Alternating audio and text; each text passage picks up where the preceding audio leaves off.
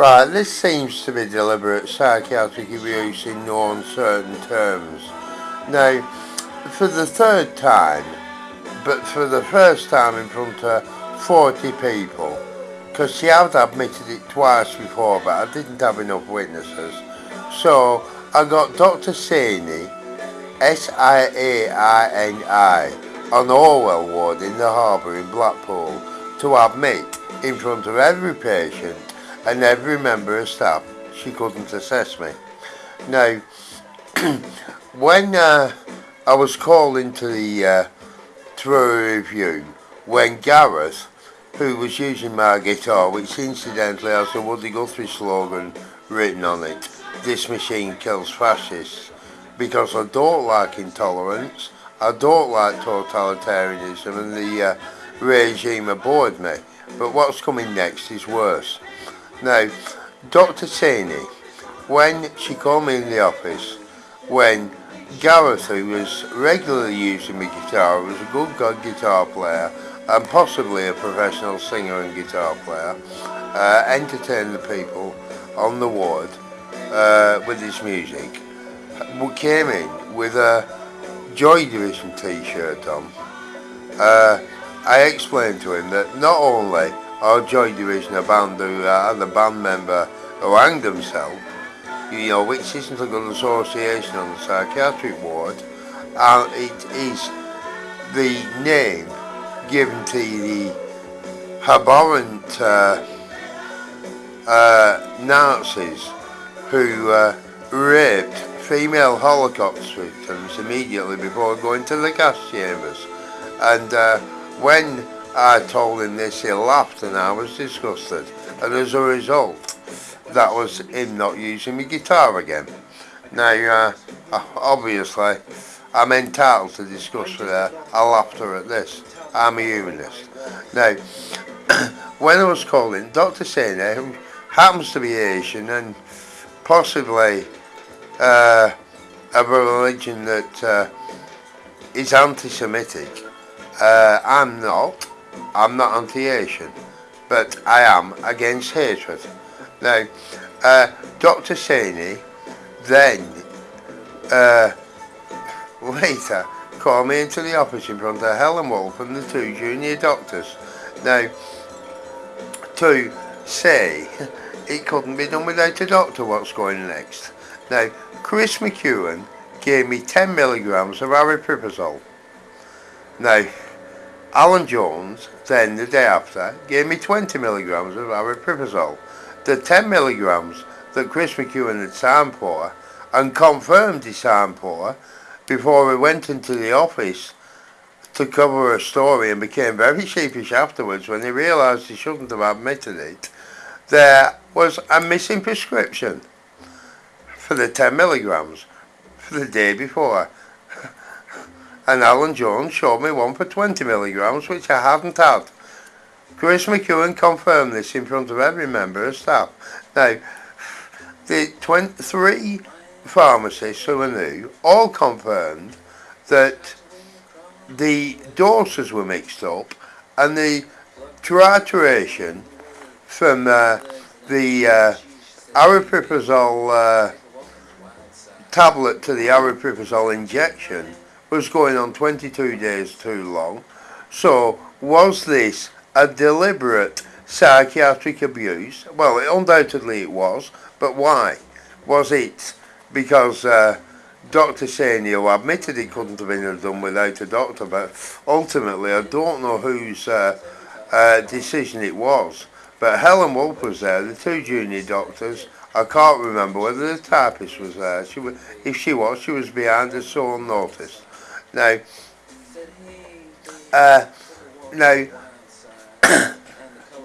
this is deliberate psychiatric abuse.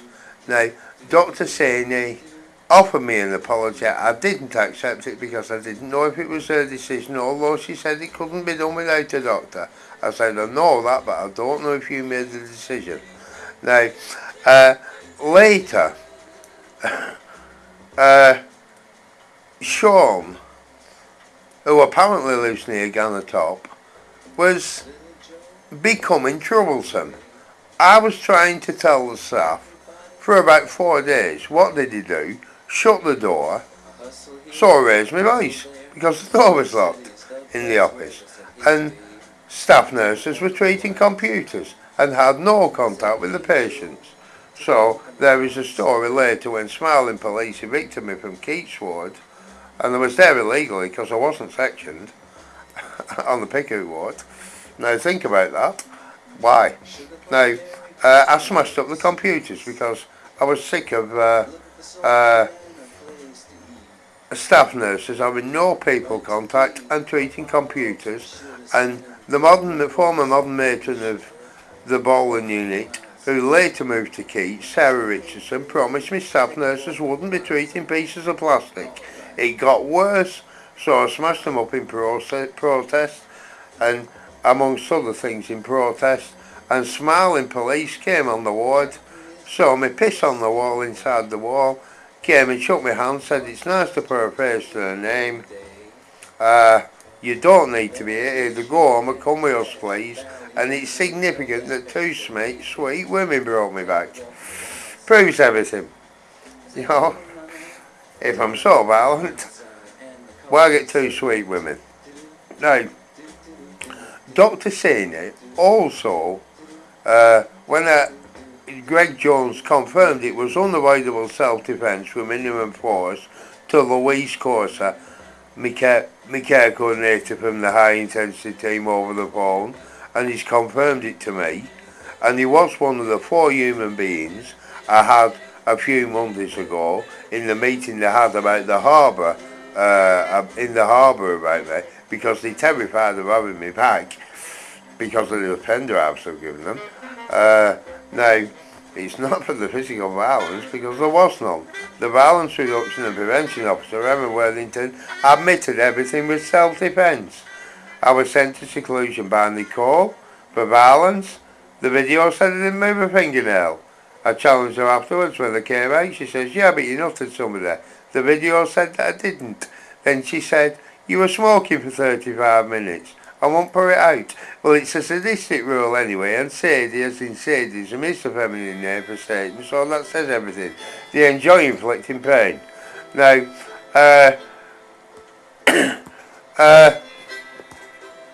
the video said I put my fag out after 2 swallows went on. Now, what really happened, I was dragged out of a room I have communion in, restrained from doing the sign of the cross, and had my rosary beads snapped. Now, wonderful reason to get sent to seclusion. So, anyway, that's what happened. Proof on video. Proof confirmed by Emma Worthington. Now, what else happened was, Sean attacked me. Now, I put up with a lot from Sean. He smashed my headphones up. That Rachel Brown, who is proud of the nickname Nurse Ratchet, promised to pay for them when they was dispatched to the Spinney and brainwashed. She hasn't done. She's been dishonourable. I've written. No answer. Eva Clare on Keats Wood confirms that Jamie Harrison spent £50 on my bank card in an accompanied visit to Tesco in Blackpool to replace them. Now, what happened with the minimum for self-defence, Sean smashed up my headphones. Apparently somebody, probably Sean, but I can't confirm that, made 3 unauthorised phone calls from my phone, which was playing through my hi-fi while I was in the garden. Deleted them, but I checked with EE. 3 phone calls have been made because I got a bollocking off my ex-son-in-law's girlfriend for waking her up at 5:30 in the morning, 4:45 in the morning. It wasn't me. Now, shortly after these 4:45 phone calls, and I always get up early, I don't sleep a lot. Now, Sean, on camera, with 3 Afro-Caribbean witnesses, 2 of whom I later came across in Blackburn, and confirmed it was Sean that smashed my headphones up, both of them. And then they watched it. They also saw him jump on my neck twice, got me in a headlock. I dipped my shoulders twice and left him unearthed on the floor. Then later, he challenged me to go into the toilets off camera for a fight. I said, well, I don't know it was you till I see the video that smashed my headphones. And I'm not going into the toilet for a fight with somebody who's a liar and might be suffering from PMT. He asked me what PMT was. I said women's problems. Now, at lunchtime, what happened was he followed me round 4 round tables set out in the formation of a square, round the outside 3 placemats of each one, so that's 12 placemats, biting me, nutting me and punching me on camera. Then round the first 2 the second time, so that's 18 placemats. He was punching me, nutting me and biting me, but out of the corner of my right eye I saw him raise his foot to kick and cripple the foot that I wouldn't have walked again for a long while, because on the 12th of January I am having a pre-op for 2 long bolts, probably about 3 or 4 inches, to be removed. It's crippled. It is documented that I kicked a hole in a brick wall with a crippled foot and disabled ball and unit seclusion through in the 4th of 4 sadistic seclusion visits by Alan Jones, ALLAN, for being attacked and not retaliating at all. But when he stood on my metal foot, I nutted him. He were off work for about 3 weeks, but I had no choice. This man is a sadist, a bully, and he's even advised me how to pray. And the word hypocrite comes to mind. He's no people skills and a bully. Now, what else happened was that when a back nut had shown, and I don't have eyes in the back of my head, Greg Jones confirmed it was minimum for self-defence to Louise Corsa and myself. Greg Jones is one of the 4 human beings I invited at my request to be at the meeting they had in the harbour, because they terrified of having me back because of pen drivers like these and more significant ones. Now, Sean, who apparently said he lived near Ghana Top, and I haven't got paid the £50 for the headphones. They've lied, they've been dishonourable. And it took 2 weeks to get my property from Orwell to the Spinney, which is a hospital with the criminally insane plus 1 PICU ward, where I was sent with lies. When I got to the Spinney, I was greeted by Richard, the staff and the charge nurse, who was later sent off the ward by the social worker for violence on 3 cameras against me in seclusion. Why he came in seclusion can only to be attacked with me at the same time as Carl came in to rabbit punch me in the throat. Carl, the nursing assistant without the beard. There were 2 of them, 2 Carls. Now, this medication put me in seclusion for 2 weeks without seeing a doctor, forced on me by Richard. Now, I can only assume that was given to me by Dr. Saini, who admitted she couldn't assess me in front of about 40 people on Orwell ward. So she has prescribed me brainwashing medication for non-medical reasons. Now, to cover herself up, and there may be a little bit of religious bigotism, but I can't prove that, in that I am disgusted at the light-heartedness displayed by Gareth and his anti-Semitism. I am a humanist. These people were human beings. Now, my reaction was when Dr. Saini said, "Are you going to hurt him?" Unfounded. I said no, but I object to him using my guitar again, which I have the Woody Guthrie slogan, "This machine kills fascists," written on it. He didn't use my guitar again, and I was sent to the Spinney because possibly there is a motive of anti-Semitism, because I was disgusted at the t-shirt and the laughter that Gareth gave me for when I mentioned it. Now, Now, Willie with the painted toenails and the skinhead, uh, who was on the Calder ward in Blackburn and Darwin ward in Blackburn, said he had uh, uh, a crime number for Sean attacking him. Now, he said Sean did a run of from the police the first time off the hospital when there were sections. Wonderful. They let him out. Why? Now, he attacked him twice. We, as victims, both got sent escalated and sent to PICU. I was a victim seen by Alan Jones 4 times and I got sent to seclusion. The people that attack you don't. There's some nutters work in the psychiatric hospitals. Now,